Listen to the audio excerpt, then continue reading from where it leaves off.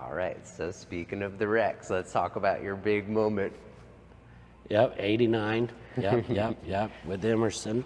Yeah, I mean, we were both going for our first Indy 500, and that again, that was the perfect race that we waited till the end of the race to go up and show what we had.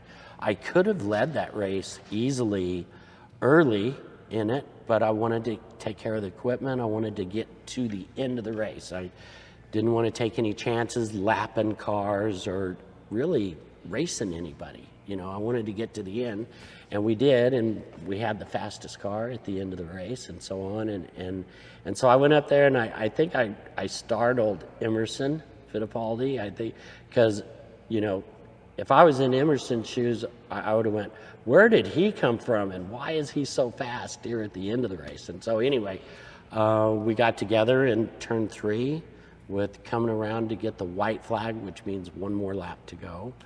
And 2 cars went in and only one came out, and it wasn't me, you know, it was Emerson. And so, yeah, I was angry, you know, that sort of thing. And so I wanted to show him how I felt, you know, and so on. And I started to walk out towards the track once I got my helmet off and got out of the car and got my helmet off. And I started to walk out to the track to give him the number 1 sign, you know. And I had a corner worker step in front of me and a safety guy.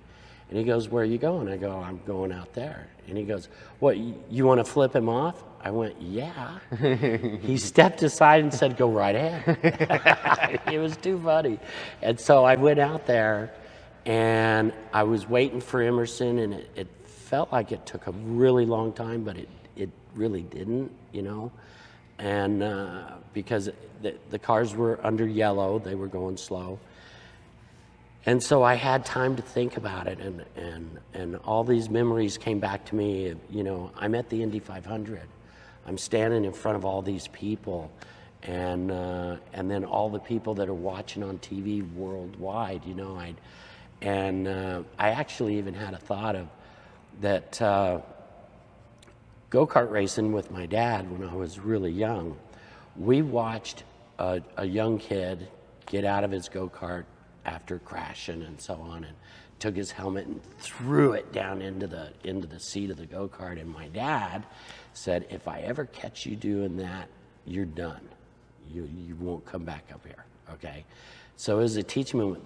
That even came back into my head years later, right? So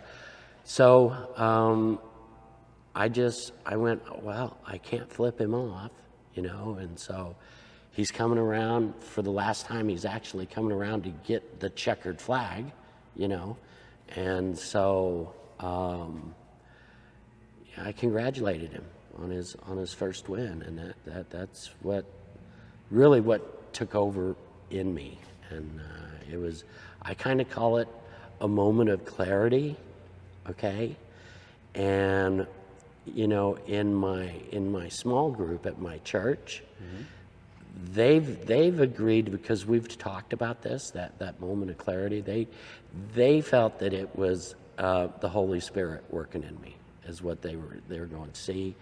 Even then, and I didn't really have a relationship with God at that time, but He had one with me.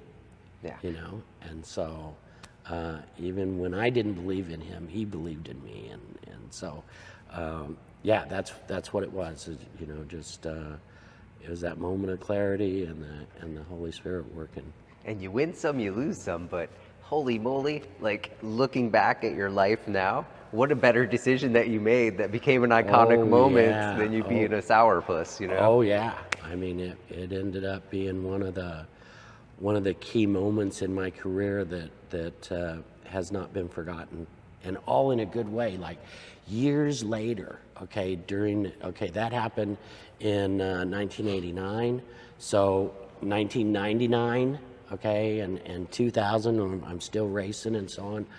I've had fathers come up to me and say that he was he was at the race, and he was 10 years old, and it was a learning moment. His dad did, and so now he's doing it with his son, you know, about using that as an example of what sportsmanship is. Yeah. So, and it's so gratifying. Yeah. So outstanding. Yeah.